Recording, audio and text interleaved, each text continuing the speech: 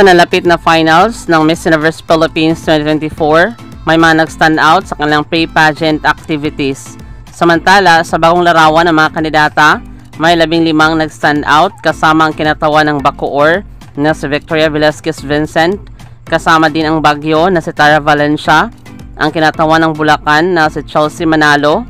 Cainta, Stacy Gabriel, Cebu, Christy Pani Hanson, kasama din ang representative ng Iloilo City, Alexi Brooks, ang kinatawan ng Leyte na si Angel Rose Tambal, Northern California, Kyla Carter.